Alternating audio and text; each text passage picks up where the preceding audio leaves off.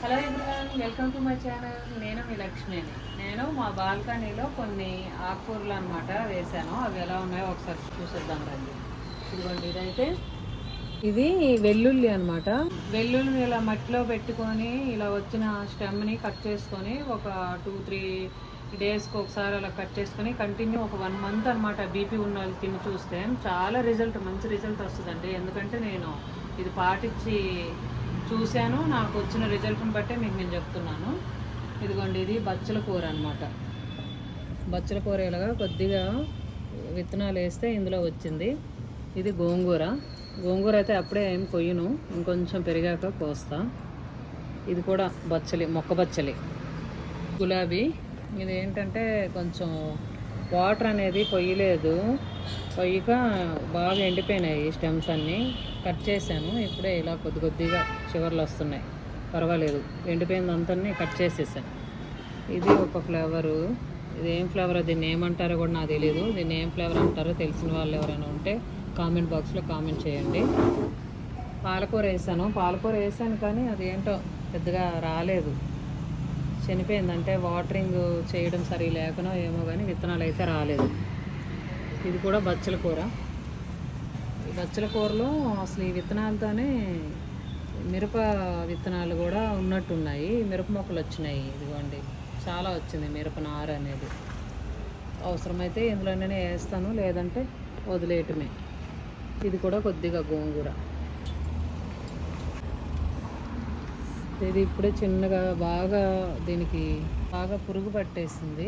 అంతా కట్ చేసేసినాక ఇలాగ వచ్చిందనమాట మొగ్గలు ఇలాగా. ఈ కలర్ అసలు చాలా బాగుంటుంది, నాకు చాలా ఇష్టం ఈ కలర్. ఇది కూడా చాలా పువ్వులు ఉండేవి, ఒక 8-9 పువ్వుల వరకు వచ్చింది మొక్క. అన్నీ ఈ మధ్యనే కట్ చేసుకుంటా, పప్పులో వేస్తా. కట్ చేస్తే ఇది వచ్చేస్తుందండి మొక్క బచ్చలు అనేది.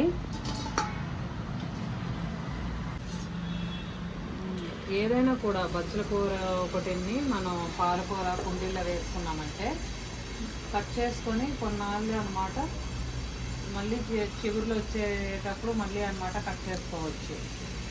వేరే ఆకుకూరలు, మెంతికూర అది అయితే ఒక్కసారి మనము తీసుకొని ఒకసారి వాడుకోవటానికి అయింది. ఒక బచ్చల కూరకి ఆప్షన్ అయితే బాగుంటుంది, మొక్క బచ్చలకి బాగా అనిపిస్తుంది. నేనైతే అంతకుముందు ఒకసారి కట్ చేశాను, నేను అది వీడియో తీయలేదు. కట్ చేసి ఒకసారి పప్పులో వేసాను. కట్ చేసిన తర్వాతనే ఇలా ఇంత గుబురుగా వచ్చింది ఇది మళ్ళీ.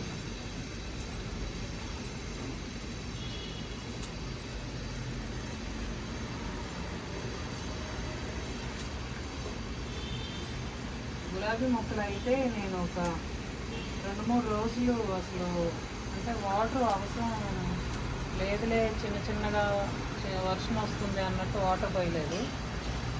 పోయేసరికి నేను కొంచెం చూడకపోయేసరికి ఇలా అయిపోయినాయి మొక్కలు. కొంచెం మళ్ళీ చిగురులు వస్తున్నాయి అన్నీ.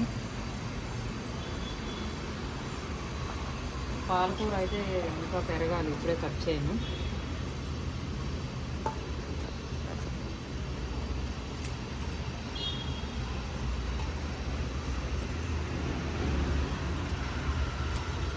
ఇందులో అసలు వీటితో వచ్చేసినట్టుంది మిరపనాలు, బాగా వచ్చినాయి మొక్కలు. కానీ మిరపకాయలు ఏమీ వెయ్యను, వచ్చి అయ్యే పోతాయి. ఇంకెవరైనా కుండీలు సపరేట్గా వీటి కోసమని కుండీలు ఏమీ ఉంచక్కర్లేదండి. ఇలా ఏదైనా మొక్కలు వేసినప్పుడు ఆ మొక్కల్లో మనం ఏమైనా ఇలా పెట్టుకున్నాం అనుకోండి, కొద్దిగా అనమాట పప్పులో వేసుకోవటానికి బాగుంటుంది అనమాట. ఎప్పుడన్నా పప్పులో వేసుకోవచ్చు, చపాతీ చేసినప్పుడు చపాతీలో వేసుకోవచ్చు. సరే ఎంత అయిందో అసలు. నేను 2 కుండీల్లో అలా కొద్దిగా వేసినది ఇలా ఎంత వచ్చింది. దీన్ని పప్పులో వేసుకోవచ్చు, లేదంటే చపాతీ చేసినప్పుడు చపాతీలోనైనా గుండగా కట్ చేసి వేసుకోవచ్చు. మొక్క బచ్చలి చాలా మంచిది కంటికి కూడా. మా ఛానల్ని ఫాలో అవుతున్న వాళ్ళు లైక్ చేయండి, షేర్ చేయండి. సబ్స్క్రైబ్ చేసుకోని వాళ్ళు ఎవరైనా ఉంటే సబ్స్క్రైబ్ చేయండి. ప్లీజ్ ఎంకరేజ్ చేయండి మా ఛానల్ని. Thank you for watching.